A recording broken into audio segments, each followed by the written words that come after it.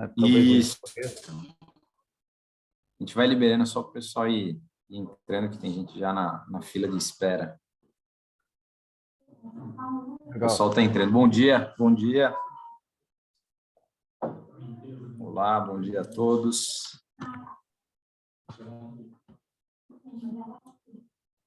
Não, pode abrir, professor, pode abrir.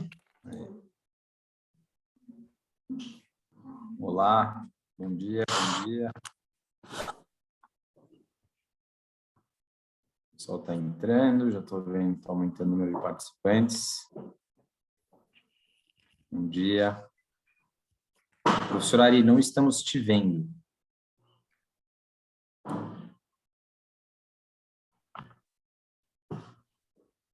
Bom dia a todos. Agora sim, Ari. Olá. Bom, vamos tentar manter uma pontualidade germânica aqui. Queria primeiro desejar as boas-vindas a todos que estão agora nos acompanhando. Estou vendo que boa parte do pessoal já entrou aqui no chat, já estão dando bom dia para a gente também. Bom dia a todos. Queria rapidamente mencionar um pouco da ideia dessa iniciativa e já passar a palavra para o Ari, que é o verdadeiro dono do show de hoje, que vai ser uma apresentação bem rápida. A proposta é que sejam pílulas de conhecimento, e que essas pílulas de conhecimento feitas em 20 minutos, mais 10 minutos, 15 minutos de perguntas e respostas, caso vocês tenham. Então, esse já é o primeiro recado, ou seja, caso você tenha qualquer dúvida para a apresentação, a gente vai fazê-la ao vivo aqui, perguntar para o professor Ari.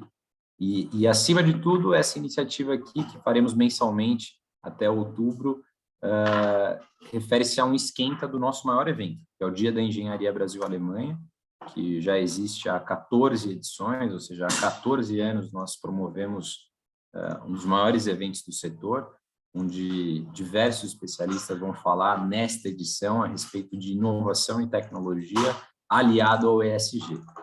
Então, é o nosso maior evento, será presencial, o primeiro grande evento presencial na retomada pós-pandemia.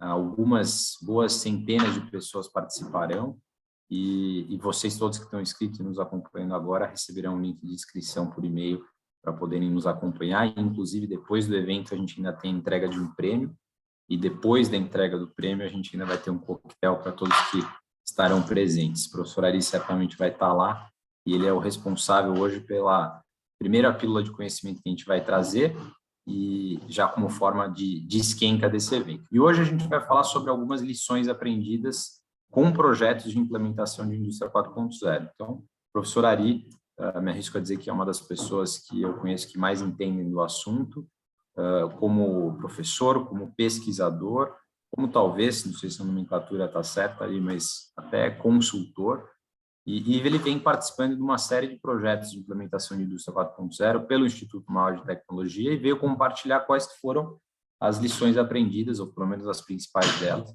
que ele teve nesses últimos anos. Certo, Ari?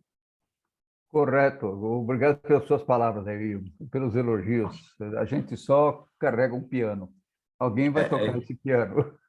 Boa, boa, professor. Então, É a professor, se jornada que quiser se vale, né? Como a gente apresentar, sempre diz. Não, é a se jornada quiser que se vale, é o apresentar e já caminho. tocar. Tá bom. Bom, obrigado a todos que estão hoje para escutar um pouquinho da minha experiência. Espero que ao final a gente possa conversar bastante. Críticas são muito bem-vindas. A gente só aprende.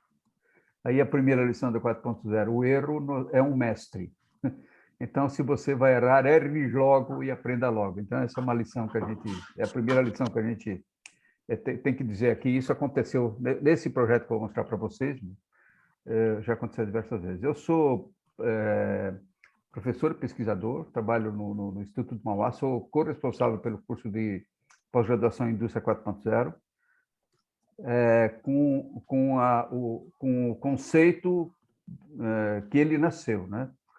Construção de novos modelos de negócio habilitados pelas tecnologias da quarta revolução industrial. Esse é o conceito do curso e da indústria 4.0 em geral, né? A tecnologia entra, mas ela não é o carro-chefe. O carro-chefe é a transformação digital, que envolve pessoas, envolve o mundo conectado, um pouco mais amplo, né? E modelos de negócio baseados nisso. No centro de pesquisas, eu trabalho em duas frentes, sempre na frente que faz projetos com indústria. Eu não faço projeto de pesquisa pura e não projetos acadêmicos. Eu sou a frente de trabalho do centro de pesquisas que faz projetos para empresas, com empresas. Tá? Algumas vezes, como esse é o caso, a gente tem um insight, convida uma empresa, a empresa se interessa, a gente desenvolve junto. E a terceira coisa que eu faço lá, eu busco apoios para financiamento nos órgãos de subvenção. Na verdade, não é um financiamento, é subvenção. Tudo que eu vou falar aqui hoje são projetos subvencionados, ou seja, não há reembolso ao final do projeto se, por acaso, o projeto não atingir o objetivo, desde que você explique, obviamente, que o dinheiro é público, né? Então, eu sou também um caçador de fomentos lá na Mauá. Então, tudo que eu mostrar aqui, obviamente, mais para o futuro, são projetos com subvenção ou da FINEP ou da BDI, o Ministério da Ciência e Tecnologia sempre apoia, a FINEP sempre está apoiando e alguns também a FAPESP apoia, né? Então, é isso. Então, e nós estamos à disposição lá, se vocês se interessarem em fazer um roadmap ou fazer alguma capacitação rápida, que a gente sempre começa os projetos de transformação digital com capacitação. É uma capacitação leve, suave, qualquer um, não precisa ter diploma de nada, não precisa ter lido nada, é uma imersão rápida, é um programa de 2 meses, 3, e tanto, uma vez por semana. Então, a gente sempre começa todos os projetos, a gente capacita a empresa, porque essa é uma das primeiras lições. Você tem que dar competência digital para todos os ativos da empresa. E se todos os ativos tiverem competência digital e os recursos humanos não tiverem, nada funcionará. Que o que muda, o que transforma, é a percepção de uma nova cultura. E se você não começa pela cultura, a transformação não vai ocorrer. Você vai aprender a usar tecnologias, mas vai usar um jeito, vai usar o mesmo modo da tecnologia, não dentro dos conceitos 4.0. Essa é digamos assim, um conselho geral, né, que a gente percebeu aí implantando projetos. Enquanto você coloca aí na tela, professora, comentar que o pessoal que se inscrever aqui no Dia da Engenharia e ao quem está entrando agora, essas pílulas de conhecimento, elas referem-se ao nosso maior evento, que é o Dia da Engenharia Brasil-Alemanha, que vai ser presencial no dia 20 de outubro. E lá as pessoas também, mas não só, obviamente, vão ter a oportunidade de tomar o café do robô da Mauá, né, Ari? Então, o robô da Mauá vai estar lá, caso você queira tomar um cafezinho feito com um robô e com a sua foto impressa ali, a Mauá vai estar lá com o robô deles, fornecendo essa gentileza para as pessoas. Acho que já está tudo certo aqui, né? Já está aparecendo aí, né? Estamos vendo, só colocar em modo de apresentação. Aí, isso, perfeito. Bom, eu vou compartilhar e aí vocês anotem aí questionamentos, críticas, sempre bem-vindas. Vamos aprender, vamos fazer a 6ª lição aprendida nesse nosso webinar aqui, né? Bom, depois, no final, o Vitor vai falar um pouquinho mais do Dia da Engenharia Brasil-Alemanha. Eu sou do Instituto Mauá, já disse, já fez uma breve apresentação. Eu sou engenheiro eletrônico por formação, físico por opção, depois da eletrônica. Se fosse a ordem inversa, talvez eu não fosse engenheiro, né? Mas as duas coisas se juntam, né? Tenho uma pós-graduação aqui entre o Brasil e a Michigan State, em otimização de processos, né? E um mestrado nessa área, com foco em empreendimentos agroindustriais sustentáveis. Está aí, o ESG já existe há algum tempo, é que a gente está agora revelando um outro nome para ele. Bom, eu não sei quantos de vocês já leram os conceitos da 4.0 ou já entendam quais são os conceitos da 4.0, mas se eu pudesse tirar uma fotografia dinâmica com o movimento da 4.0, eu me reportaria ao documento 2016 da CATEC, onde tem o plano, qual é o plano de voo para o modelo dual de negócios na Alemanha, ou seja, a indústria 4.0 nasceu como estratégia do governo alemão, né? E a viagem é uma viagem de 20 anos, pessoal. Só vamos chegar no by design, indústria 4.0 by design, em 2035. talvez a aceleração de novas tecnologias abrevie um pouco esse tempo, né? E começa com uma integração vertical, depois uma consistência ponta a ponta na cadeia, então precisa entender o seguinte: primeiro, 4.0 é para valor agregado. Se não agrega valor, não aplique alguma coisa que você acha que 4.0 se não vai agregar valor, né? Então, é sempre com valor agregado. Então, ela começa numa empresa, vai para a cadeia e depois você tem uma integração vertical e aí sim começará a ter implicações sociais, né? Toda a regulação social tem uma implicação social importante, né? Como, por exemplo, o êxodo para as cidades começou na primeira revolução, a estratificação de tarefas começou na segunda revolução, com a eletricidade, onde foi criada a classe média, né? A terceira começou a conectar o mundo, tornou o mundo um pouco plano com a informação, e a quarta agora vai tornar o mundo inteligente e vai liberar as mãos e vai privilegiar os cérebros dos seres humanos. Essa é a ideia geral da 4.0, né? E sempre tem uma transversal, que é o desenvolvimento das tecnologias que vão apoiar, né? Tudo isso está no frame de uma arquitetura de referência, a gente vai falar um pouco disso, segurança de sistemas em rede, obviamente, se eu for para o mundo, e a legislação, a regulação das coisas, né? Então, esse é o frame da 4.0 que, se eu pudesse tirar uma fotografia, eu tiraria. Eu falei rapidamente para aqueles que ainda não têm os conceitos, tá? Depois, em outra oportunidade, se quiserem, em outras, podem me contatar e eu posso fazer alguma coisa mais profunda nesse sentido. Bom, eu vou contar uma lição aprendida em desenvolvimento de produto, olhando como se desenvolve um produto, embarcando os conceitos os conceitos fundamentais da 4.0, que eu vou dizendo aqui em cada passo, eu vou dizendo que conceito está subjacente, né? Mas quando a gente vai fazer alguma coisa e vai fazer algum produto, e vai fazer um produto que que vai ser desenhado para 4.0, eu tenho que ver que tecnologias estratégicas estão andando por aí. Já como exemplo, tem a desse ano já, qual é a tendência das coisas que são desenvolvidas, seja de produtos, seja de processos, seja de linhas de produção, né? A gente vê muita coisa de linha de produção, mas a gente vê pouca coisa de 4.0 de produtos. Por isso que eu escolhi falar primeiro de um produto que tem que nascer 4.0. Então, não vou me alongar em todas essas,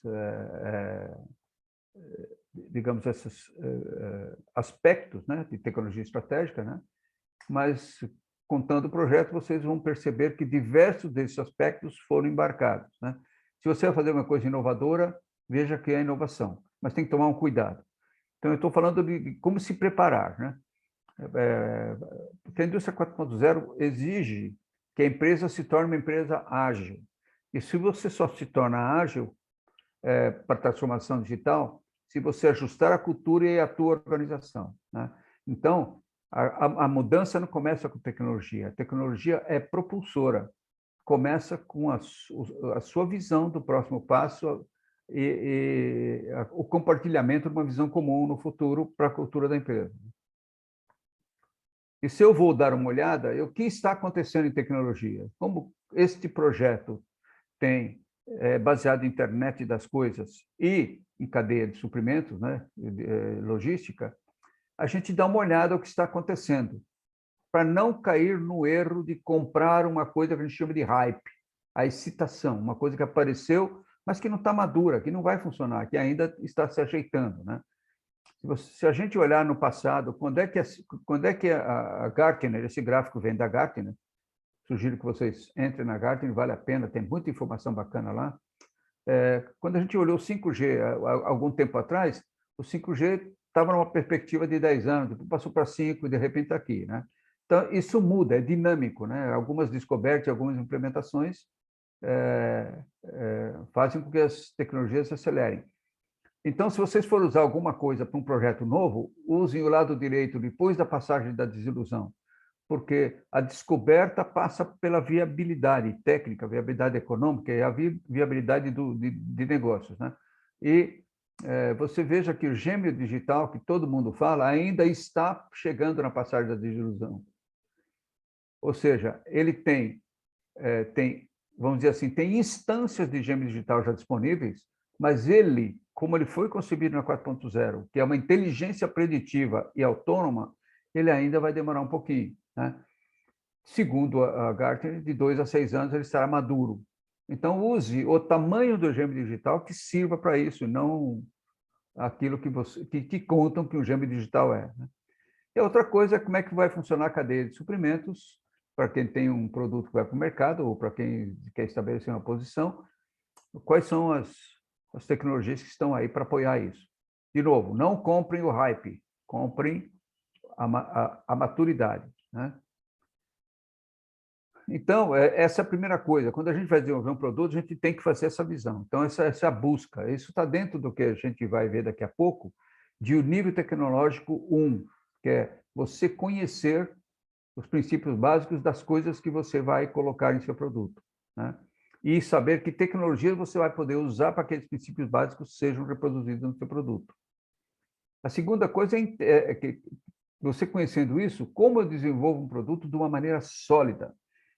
Porque todo mundo que vai desenvolver produto começa construindo protótipo, né? Pois é, começar construindo protótipo é você voltar para o nível 1, 2, 3, que o protótipo só vai aparecer entre os 5 e os 6 aqui. Quando você constrói um protótipo logo de cara, você vai ter que destruir protótipos para provar o 1, o 2, o 3 e o 4. Além do que, fica muito mais lenta o desenvolvimento. Então, o que eu vou mostrar para vocês é uma viagem do TRL1 até o TRL7, que é uma norma ISO 16290. Em 2013, ela foi reproduzida pela NBR, então é uma norma brasileira. E essa norma nasceu de uma experiência mal-sucedida da NASA, que culminou com a explosão do ônibus espacial. E aí eles olharam como é que se desenvolve uma tecnologia, quais são os ciclos de maturidade de uma tecnologia.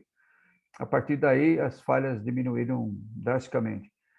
Eu digo para vocês, isso funciona, apliquem direito que isso funciona. Se colocar os conceitos é 4.0, um jeito de desenvolver produto, obedecendo essa escala, certamente o sucesso é quase certo. Não pode dizer que é certo, porque todo projeto, como a gente aprende, né, tem os riscos e tem um índice de falha, mas dos que a gente fez até agora, nenhum deles, quando chegou no nível 7, falhou, né? E aqui é isso que eu estou dizendo, né? Como é que funciona? Como é que eu recorro? A maioria das pequenas e médias empresas não tem, não vou chamar de competência, mas ainda não perceberam que os estágios 1, 2, 3, que é o aprendizado, que é aquilo que vai tornar um produto vencedor, nem sempre está disponível dentro da empresa. As grandes empresas têm pesquisa e desenvolvimento, as pequenas e médias não. Mas tem muitas entidades. A gente está fazendo projetos com diversas empresas, com a FAPESP, com a BDI, FINEP e outros órgãos. A ANEEL tem um programa muito legal para isso, né, para a área elétrica. E tem diversos fomentos, né? E é fomento mesmo, você não precisa devolver o dinheiro, você não é financiado, você não vai pagar juros, a não ser que você queira fazer alguma coisa específica para você, né? Então, esses 3 primeiros, recorram a quem tem o conhecimento, as instituições de ciência e tecnologia, elas estão abertas para isso, né?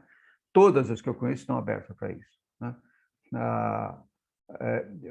Na USP tem diversos departamentos, na Mauá, em INSPER, eu não quero deixar de citar alguns, que eu vou ser injusto, né? A FEI, inclusive nós temos um projeto de FINEP, Mauá e FEI juntos, tem um outro projeto da FAPESP, feito com ITA, Poli, Mauá e Unicamp. Então, as empresas buscam, isso está lá, é uma coisa preciosa que as empresas têm medo de chegar, né? E as universidades estão desenvolvendo um método de trabalho que já tem a velocidade das empresas. Os caras são lerdos, não são, tá? Então, convido vocês, se quiserem visitar alguma das instituições, a UOL está aberta, e faz um tour e mostra como é que são feitas as coisas lá. Então, quando eu chego no 3, tem um princípio, eu quero aplicar. Como é que eu chego no mercado lá no 7, né?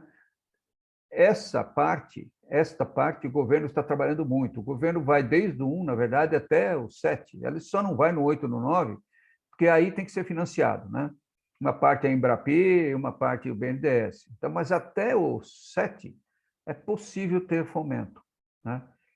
Porque sozinho, quando você desenvolve um produto inovador, né, no estado da arte, você tem que passar pelo Vale da Morte, porque produtos inovadores tendem a exigir um planejamento muito cuidadoso quando eles vão se transformar em protótipos e transformar nos produtos que possam ser provados em ambientes relevantes e operacionais. Tá?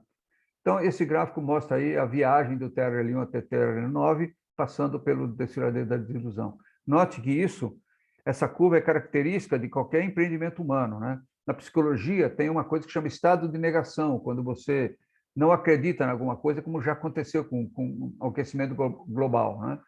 Teve o Vale da Morte do aquecimento global, até que todo mundo acordou, pô, isso é verdade, né?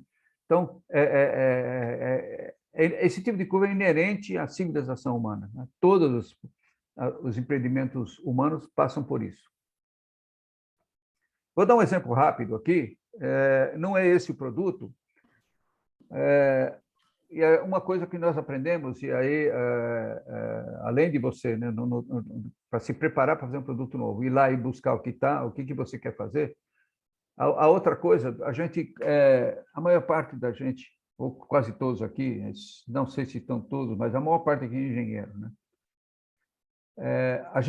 As áreas de conhecimento que estão envolvidas com os seres humanos, além da engenharia que está envolvida com o ser humano através da tecnologia e através das organizações, né, de como se organiza, como é que se estrutura os sistemas produtivos, eles têm que ter o apoio da área de humanos, que a indústria 4.0, e aí é um aprendizado que vocês têm que ter, diz logo no primeiro documento de 2011, a máquina segue o ciclo do homem. Então, é o homem que comanda o processo e tudo que vai ser feito é para a sociedade, né? É para a sociedade como um todo. Então, o ganho pode ter o lucro, sim, mas o produto tem que merecer isso, né? Então, esse é um projeto que a gente está desenvolvendo e, por um acaso, eu vou mostrar 2 projetos da área de saúde aqui, a engenharia trabalhando junto com a saúde e junto com um órgão do governo estadual. Então, tem uma entidade privada, financiado pelo governo, trabalhando com uma universidade federal e com um instituto de pesquisa estadual. Então, vocês vejam que esse é um exemplo clássico da tríplice hélice, na verdade é quádrupla aqui, tá? Tem a empresa, tem o governo, tem entidades das esferas do governo, né? Um financiando e os outros 2 desenvolvendo. Então, a primeira coisa, os projetos têm que ser colaborativos, porque o conhecimento que você adquire colocando pessoas de áreas diferentes no mesmo lugar já é um ganho, já te ajuda a começar a transformação, já motiva a tua equipe, né? Então, esse é um equipamento que estamos desenvolvendo junto com uma empresa que chama SPI, Hospital das Clínicas, Instituto Luci Montoro, com apoio da Associação Brasileira de Desenvolvimento da Indústria. Nós estamos fazendo um equipamento de reabilitação para pacientes que não têm movimento nos membros inferiores, com eletroestimulação. A eletroestimulação foi desenvolvida pelo Hospital das Clínicas e a nossa equipe está fazendo o design, entramos com a parte humana, como é que isso fica agradável para quem vai usar, não parece um trambolho médico, que parece um lugar digamos, não de sacrifício, né? Mas que você tem que penar, mas que seja bonito, agradável. Então, a gente envolveu uma equipe de design que fez os desenhos, fez algumas opções, né? E depois fizemos um modelo que se tornou um modelo virtual, né? Então, aqui nós começamos com design, olhamos qual é a tecnologia que tem que ser colocada e desenvolvemos um modelo virtual. Isso é um exemplo de que você pode usar a primeira instância de um gêmeo virtual, que é criar um modelo virtual, ainda não sincronizado com a realidade, mas que reproduz o produto. Pelo menos é um primeiro passo para você aprender com o gêmeo virtual. Todas as interferências podem ser estudadas aqui. Eu não preciso construir um protótipo agora. Só vou construir um protótipo quando tudo estiver resolvido no meu modelo. Tá?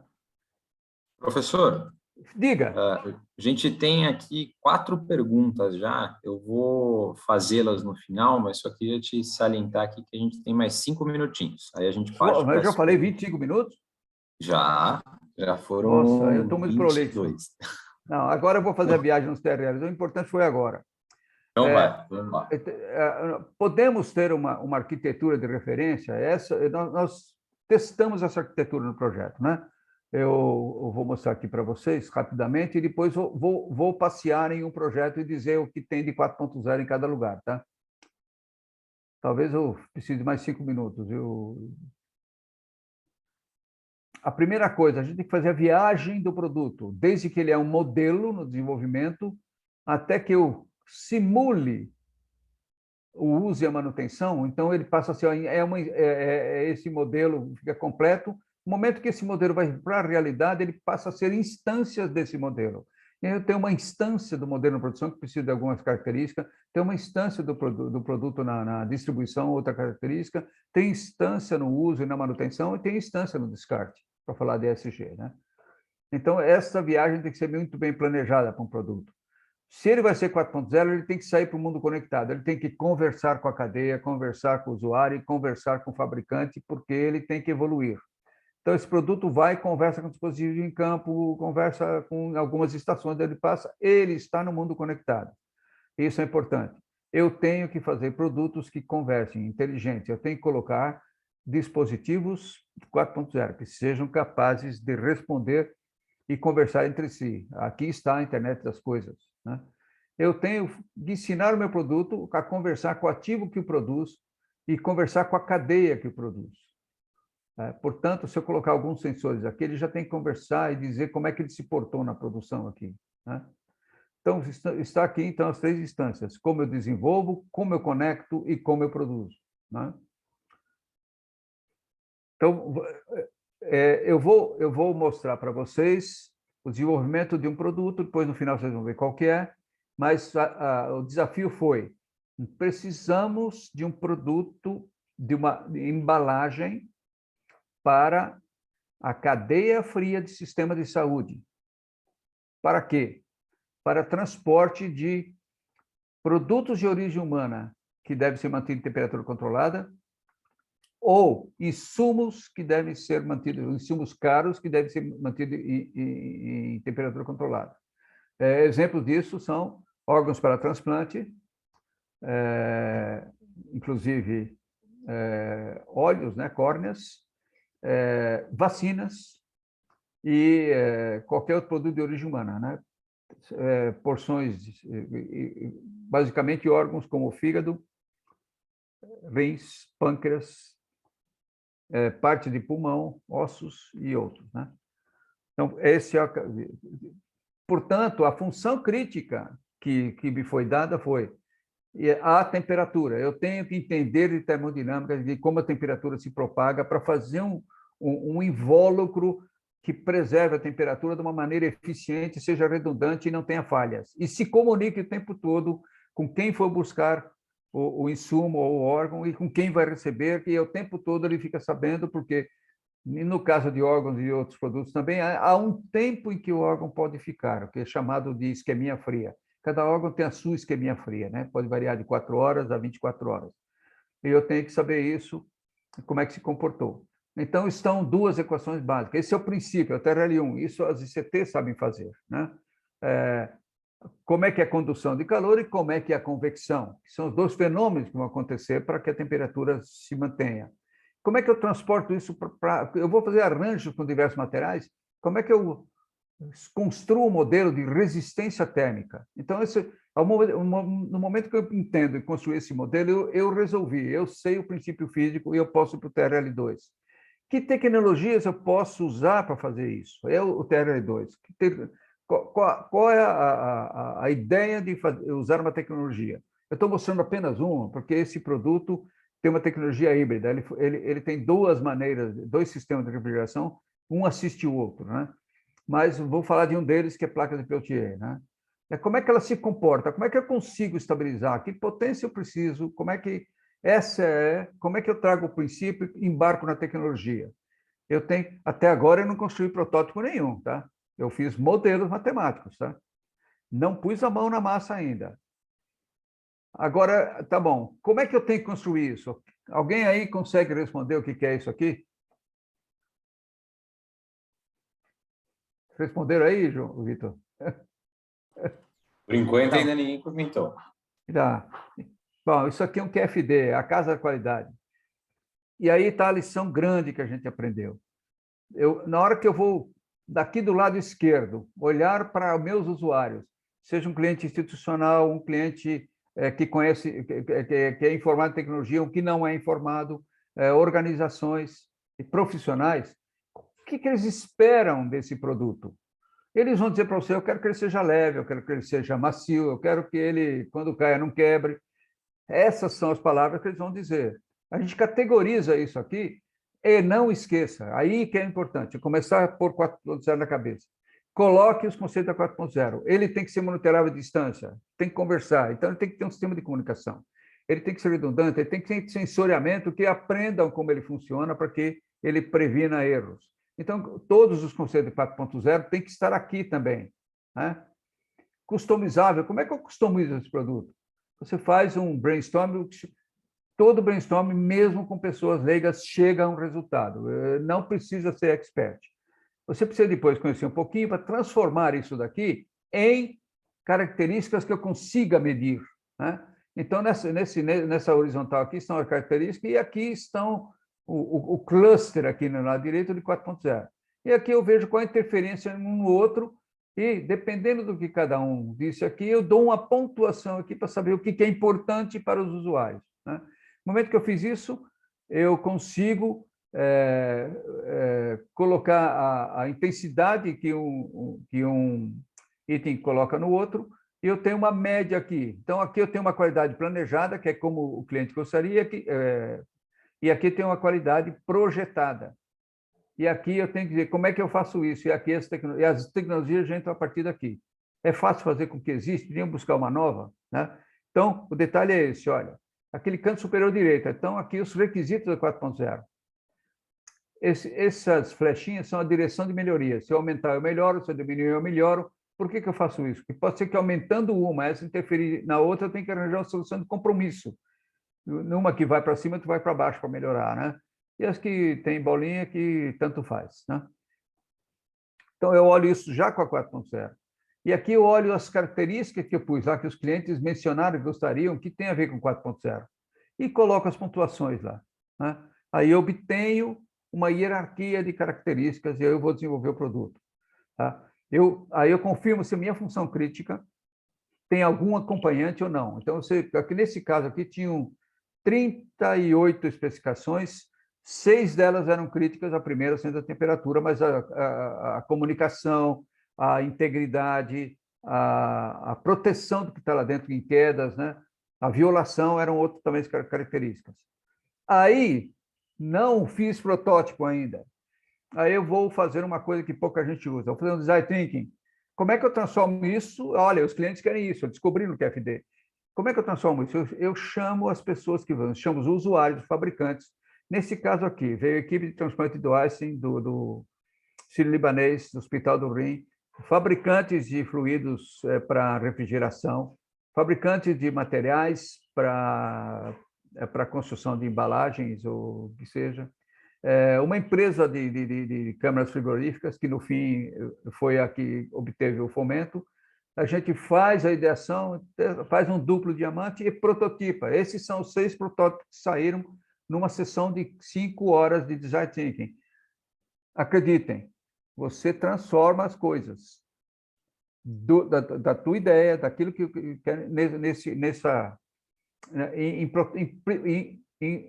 não são nem protótipos, são mock-ups, né? Não chega a ser um protótipo. Aí você já entende e consegue fazer vantagem e desvantagem. A gente optou por um modelo híbrido, que tinha boas vantagens. Então, aí sim, agora, no TRL4, eu vou fazer uma coisa que não chama protótipo, mas que já me diz como vai ser o produto. Essa é uma lição da indústria 4.0. Vai fazer produto? Faça um primótipo, ou seja, o anterior ao protótipo, que prove que a função crítica ou as funções críticas funcionam. Então, aqui eu vou testar componentes separados. Esse aqui, dizendo, é a geometria. Como é que nessa geometria funciona a temperatura? Como é que eu vou fazer um teste para ver como funciona? Como é que a comunicação funcionaria? Como é que eu condiciono as coisas aqui? Então, esse aqui é um primótipo. Nele, eu só penso em funções críticas. Eu tenho que fazer esse produto falhar, falhar, falhar, até eu aprender. Tá? E essa é uma lição da 4.0. Aprenda com o erro. Se não existir erro, provoque o erro que ele vai te ensinar a ser melhor. Tá? Aí sim, eu sei, eu começo a testar funções críticas. Aqui, ó, componentes separados, tá vendo? Não é o produto final ainda. Eu testo todas as funções críticas. Aqui é apenas um exemplo, né? Agora, sim, fiz uma caixa de sapato, mas isso é para o ser humano, vamos fazer uma coisa bonitinha, aí chama o pessoal do design. Olha, tem umas opções aqui, vamos desenvolver. Vamos embarcar, então, todos os arranjos que eu fiz em laboratório. Ó, testei a placa de Peltier, testei a estanqueidade, testei a comunicação, testei a ergonomia, que é muito importante, vai ser carregado ou puxando ou no braço. Fiz isso, legal. Agora, o pessoal do design, está aqui o briefing. Vamos construir alguma coisa? Então, aí sim, o design tem uma ponte com a engenharia e a gente começa a fazer desenhos.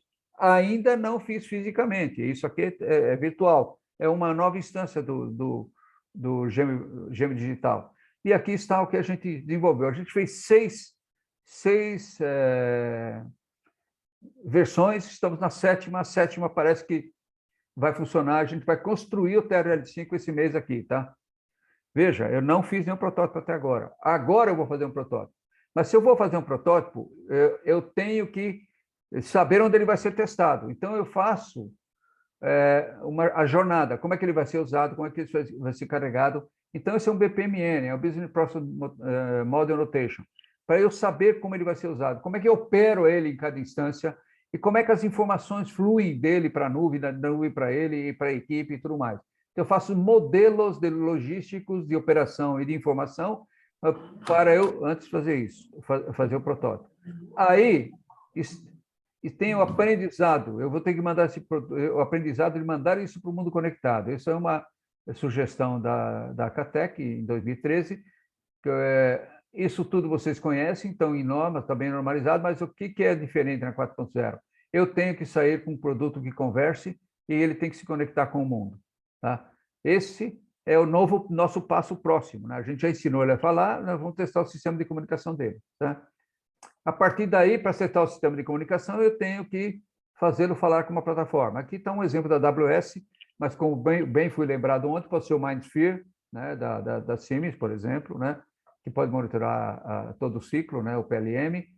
E eu uso isso no 5, 6, 7 para provar. E quando eu chegar no 7, eu tenho que estar resolvido como eu vou produzir. Então, eu tenho que saber a instância do produto, como eu vou produzir. E se eu vou produzir, ele já vai para a TRL8, ele vai para o mercado.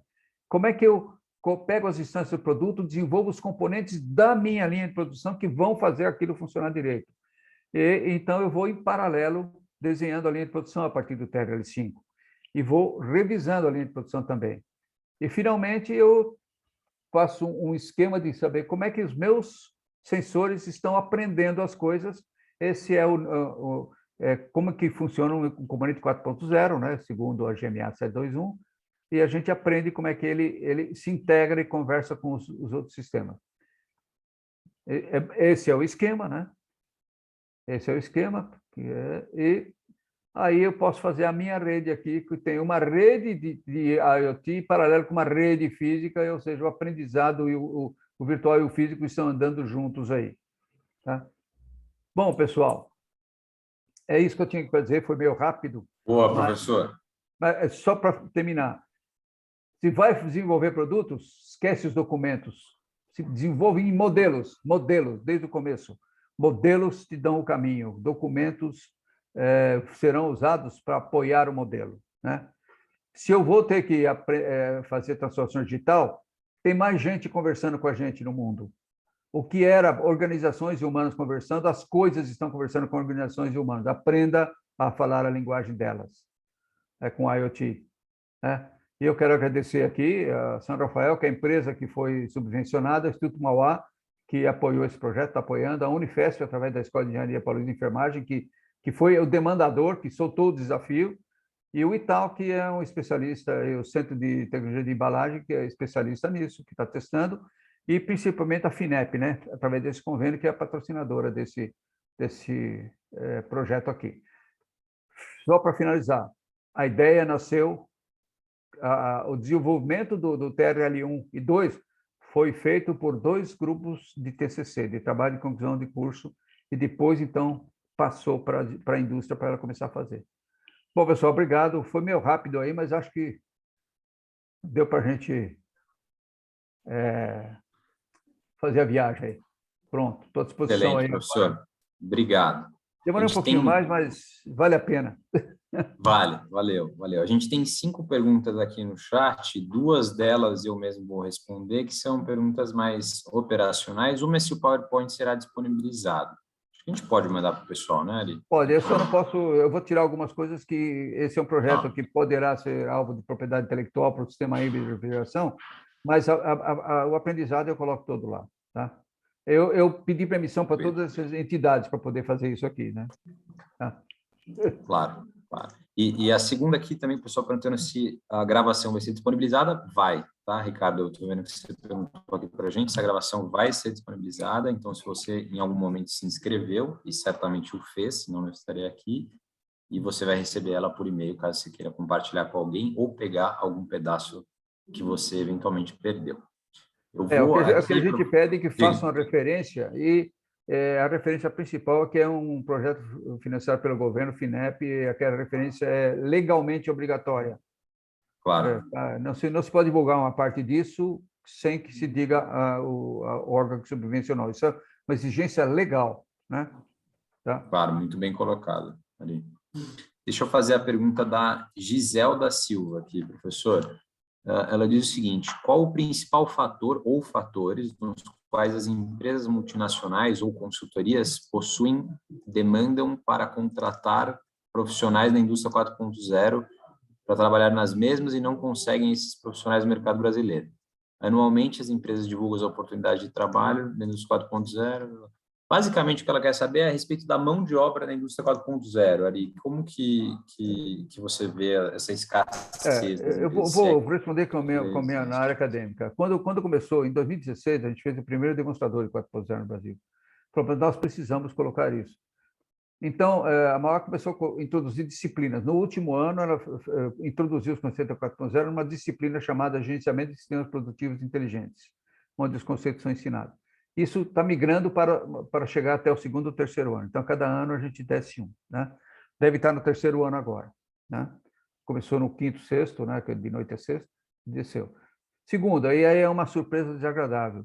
Nós fizemos um programa de pós-graduação em indústria 4.0 reconhecido com diploma de especialista ou de atualização ou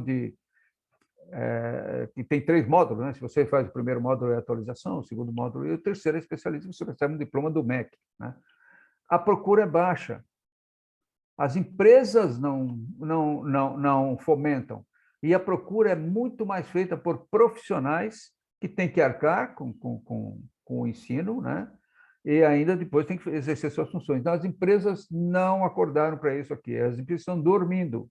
Aí não tem profissionais, vão reclamar, não tem profissional no mercado. Sim, está disponível, mas vocês não disponibilizam, porque isso não é um programa de ensino acadêmico só, por mais que a gente tenha. É um programa de capacitação em competências digitais. E as empresas que não tiverem isso não vão direito para 4.0, é isso. As empresas não acordaram. A gente está tentando pela VDI acordar, faz propaganda, faz webinar, mas as empresas não acordam. Aí pergunta, as multinacionais, luta, né? Sim, é muito maluco. As multinacionais têm tempo, porque eles acordaram e estão fazendo. Isso está acessível para qualquer empresa, qualquer nível de empresa. Não precisa ter um departamento de P&D, precisa ter o vírus da transformação digital inoculado, só isso. Sim. Professor, deixa para a próxima aqui. O Rogério pergunta o seguinte: como achar parceiros confiáveis e como saber que não estou comprando no hype, como você mencionou. Bom, você tem que estudar um pouquinho, né? Ou conversar. As instituições, as ICTs são parceiros confiáveis. Elas, por força da subvenção, você não imagina como esse dinheiro é fiscalizado, Rogério. A gente fala, não é muito fiscalizado. Você tem que prestar conta. Então, você tem que ser sério a ponto de você responder com o seu CPF, quem estiver envolvido no programa. Então, você tem o NDA, é sério, é um projeto como se fosse um projeto por uma indústria que vai lançar um produto. Não? Então, as instituições de ciência e tecnologia são capazes de fazer isso. Né? A gente tem uma curadoria. Quando a gente chama uma indústria para trabalhar junto com outra, a gente sabe da seriedade porque a gente já trabalhou, ou então já está se relacionando. Mas ainda tem muita gente que vende o hype ou vende um equipamento dizendo que é 4.0 e 4.0 não é o equipamento, é o conceito, é a transformação, é a mudança de cultura, é o modelo de negócio. Não é o equipamento vai te ajudar o modelo de negócio quando você entender para que ele serve. Então, se alguém vai dizer assim, ó, compre meu sistema que é 4.0, falar, ah, tá legal, mas como é que eu vou ficar com 4.0 para o teu sistema? Essa pergunta ninguém responde. Boa, boa.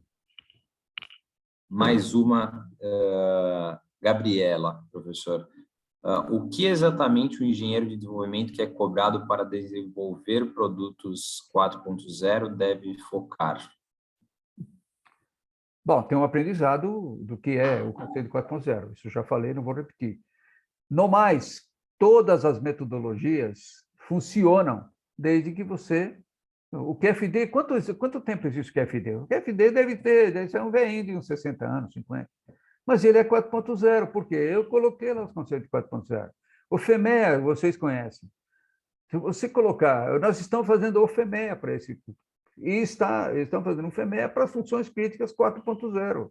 Então, uma matriz PUG, que é uma matriz morfológica, que diz qual é o caminho da inovação no meu produto.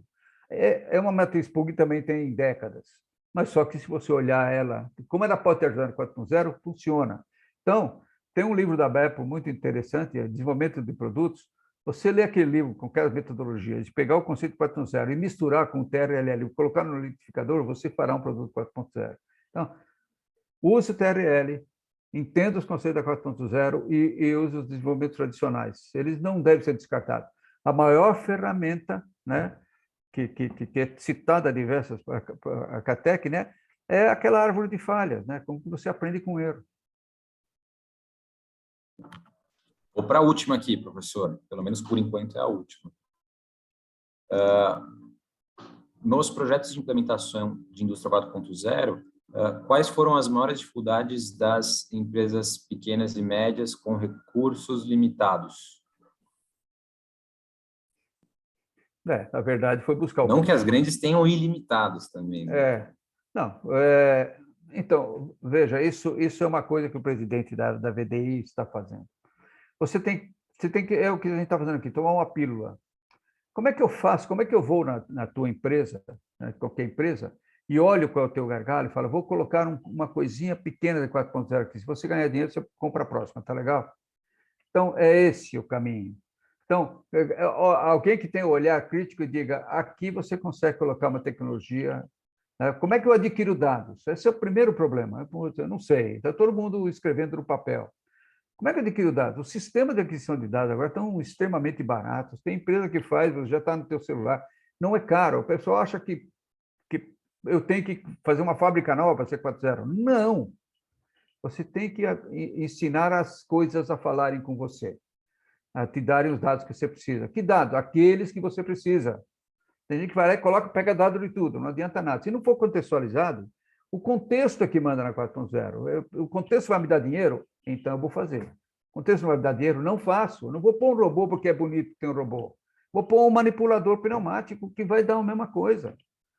Entendeu? Então, é essa visão de que para ser 4.0, tem que ter um robô, tem que ter alguma coisa. Não, você tem que saber onde está teu dado, conectar o teu dado com o teu sistema e entender depois o dado para ver o que está acontecendo e depois começar a aprender com os dados. É o aprendizado com dados. Então, se você fizer isso no teu gargalo, melhoria de 20%, 30% é tranquilo nos gargalos.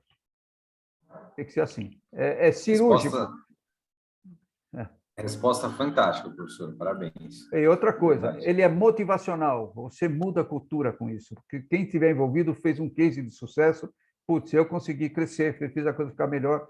É motivante. Então, os pilotos são motivacionais para a mudança de cultura também. Então, ele tem o operacional funcionando e dando lucro financeiro e o motivacional para começar mudando de cultura.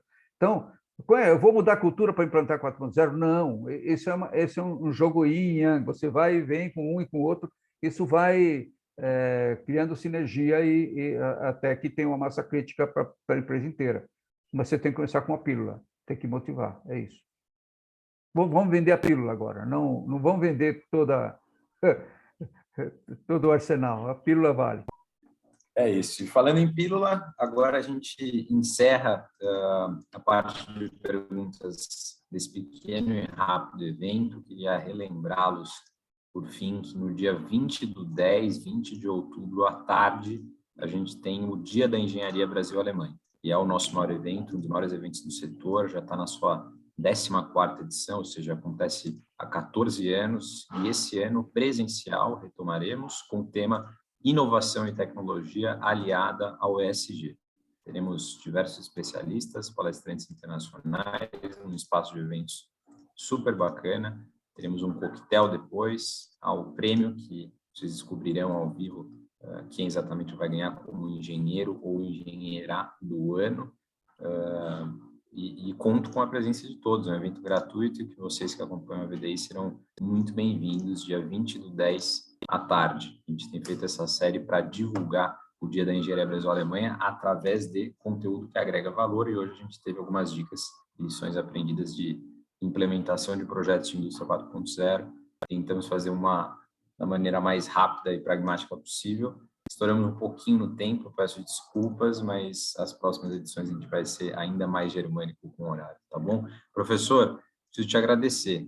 Muito obrigado por ter participado hoje. Aqui pelo chat o pessoal está comentando, estou vendo que o feedback é super positivo. Thaís Valho falando parabéns, obrigado ao professor Ari e VDI pelo conhecimento compartilhado. Matias Mangels, nosso querido colega, meus parabéns pelo evento. Ô, Matias, Juliane, você está aí me observando, Matias? Tá. Matias, nós temos que chamar para ser palestrante, uma pessoa. Ele tem infindável conhecimento. Tem. Ele tem uma novidade boa. Converse com ele, João Vitor. Vou conversar. A Juliane aqui, Marim, também grata pelas palavras inspiradoras. Excelente palestra. O pessoal gostou bastante. Ari, obrigado. Você tem alguma... Não estou te vendo, tá? Você tem alguma consideração final? Eu estou tentando, vou colocar a câmera de volta aqui, deu um problema, mas eu coloco. Eu só quero fazer um aviso, né? Um bom caminho, e aí você pode procurar a VDI, né? O Matias também está trabalhando nisso. Um bom caminho é fazer uma avaliação do índice de maturidade para 4.0, né? É muito legal, porque você aprende nessa avaliação e, inclusive, você consegue entender como é que você faz o roadmap para o processo de transformação. Então, um bom caminho para você aprender, não precisa aprender antes. Durante a avaliação de índice de maturidade para a indústria 4.0, você vai aprender como a transformação deve ser feita, né? Quais são as competências que devem ser adquiridas para isso. Então, é uma dica.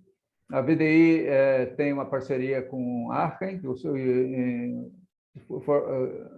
Indústria 4.0 Maturity Center, que também agora acaba de fazer um memorando de intenções com o pessoal do Matias, né? Então, por uma coincidência, né? Ou seja, a metodologia está aqui no Brasil,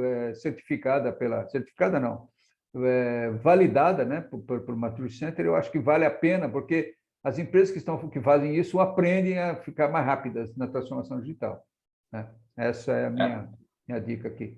Excelente recomendação. Ali, olha, eu te falo, acho que eu frequento eventos de indústria 4.0 desde 2015, mais ou menos, 2014, e sempre há, até hoje, uma mesma pergunta, que é: Por onde começar? Todo evento fazem essa mesma pergunta. E o diagnóstico, que você acabou de mencionar, é uma das excelentes respostas. Ou seja, por onde começar, sabendo no nível que você está. Acho que é simples assim. Professor, obrigado. Vou encerrar por Eu aqui. queria só falar mais uma Para coisinha todos aqui que a gente. gente... Diga. Eu consegui reativar a câmera aqui, para me despedir do pessoal com a imagem, né? Não sem imagem. Por favor. Né? Por favor. É o seguinte, a gente começou em 2016, fizemos o primeiro demonstrador, e a gente tem um ditado lá, né? Então, a pergunta sempre apareceu, e agora? Eu não sei o que fazer.